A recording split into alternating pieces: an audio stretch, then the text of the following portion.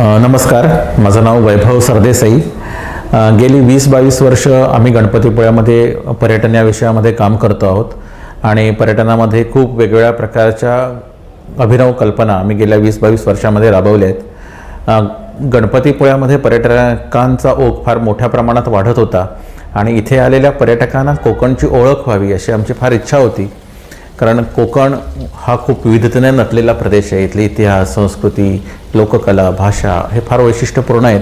त्याची ओळख येणाऱ्या पर्यटकांना व्हायला हवी म्हणून 2004 साली आम्ही गणपतीपुळे येथे प्राचीन कोकण नावाचं ओपन एअर म्युझियम तयार केलं।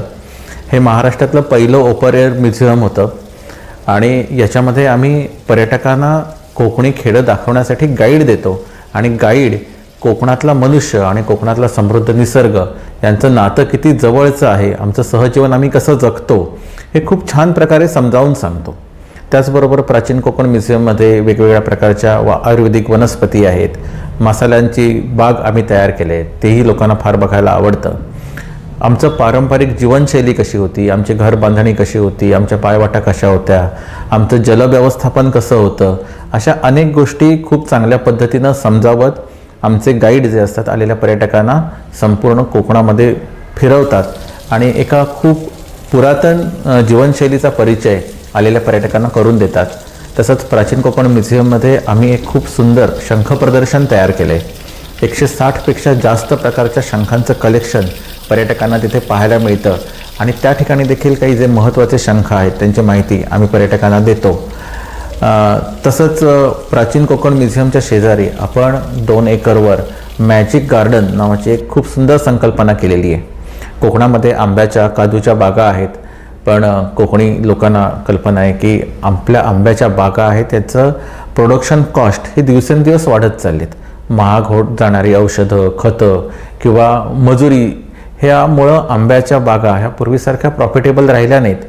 मग त्याच्यावर काहीतरी उपाय आपल्याला करता आला पाहिजे म्हणून आपण काय केलं आहे की ज्या 2 एकर बागेमध्ये आपण आंब्याची बाग तशीच ठेवून त्याच्यामध्ये आपण गार्डन तयार केलं आणि एरवी लोकांना केवळ ज्या गोष्टी मॉलमध्येच बघायला मिळतात त्या सगळ्या गोष्टी आपण त्या आंब्याच्या बागेमध्ये तयार केल्या। म्हणजे त्याच्यामध्ये 3D थिएटर आहे, हॉरर हाऊस आहे, मिरर मेज आहे, इन्फिनिटी हॉल आहे, वोर्टेक्स टनेल आहे, अशा अनेक गोष्टी तिथे आहेत आणि लोक निसर्गाच्या सहवासामध्ये राहून हे सगळं अनुभवतात की जे एरवी त्यांना केवळ मॉलमध्येच किंवा मोठ्या शहरांमध्येच बघायला मिळालं असतं। याला देखील पर्यटकांचा खूप छान प्रतिसाद आहे आणि याच्या जोडीलाच आपण अजून एक चांगली संकल्पना राबवली आहे, ते म्हणजे मैत्रेयी हँडीक्राफ्ट या नावानं आपण लाकडी खेळणी बनवण्याची फॅक्टरी चालू केली। पूर्वी असं होतं की भारतामध्ये वेगवेगळ्या ठिकाणी लाकडी खेळणी बनायची आणि ती त्या भागाची वैशिष्ट्ये होती, पण काळाच्या ओघामध्ये चायनीज खेळणी फार मोठ्या प्रमाणात भारतामध्ये यायला लागली आणि हे प्रोडक्शन कमी व्हायला लागलं। आम्हाला आपल्या पारंपरिक खेळणी बनवण्याबरोबरच आधुनिक पद्धतीनं ती खेळणी मोठ्या प्रमाणामध्ये बनवण्यामध्ये इंटरेस्ट होता म्हणून आम्ही विचार केला की ही मोठ्या प्रमाणात कशी आपल्याला खेळणी बनवता येतील आणि मग त्याच्यासाठी आपण मैत्रेयी हँडीक्राफ्ट हा एक स्वतंत्र ब्रँड नेमनं काम चालू केलं। तिथे वेगवेगळ्या प्रकारची CNC machine, CNC turning machine, laser cutting machine आणि अशी वेगवेगळी मशिनरी आपण त्या ठिकाणी आणली आणि आमचा जो स्टाफ होता त्या स्टाफला आम्ही ट्रेनिंग दिलं ह्या सगळ्या गोष्टी वापरण्याचं। आमच्याकडे याचं अधिकृत ट्रेनिंग घेणारा डिग्री होल्डर कोणीही नाही आहे, पण आमच्या बहुतांशी जो स्टाफ आहे आपला, माझे जे सहकारी आहेत या लेडीज आहेत, तर त्यांना आपण ह्या गोष्टी शिकवल्या आणि आज त्या उत्तम प्रकारे हे सगळी मशीन हाताळतात आणि खूप चांगल्या पद्धतीनं आपण त्या ठिकाणी खेळणी पण तयार करतो। आता ही खेळणी तयार करत असताना आपण खूप वेगवेगळ्या प्रकारे विचार केला, म्हणजे स्पेशल चाइल्डसाठी आपण काही स्पेशल खेळणी तयार केली, कारण स्पेशल चाइल्डच्या क्षमता विकसित होणं आवश्यक असतं। त्या क्षमता विकसित करण्यासाठी खूप कष्ट करावे लागतात किंवा त्याच गोष्टी पुन्हा पुन्हा सांगाव्या लागतात। मग याचा विचार करून स्पेशल चाइल्डसाठी कोणती खेळणी आपल्याला तयार करता येतील, आपली पारंपरिक खेळणींना आधुनिक टच कसा देता येईल।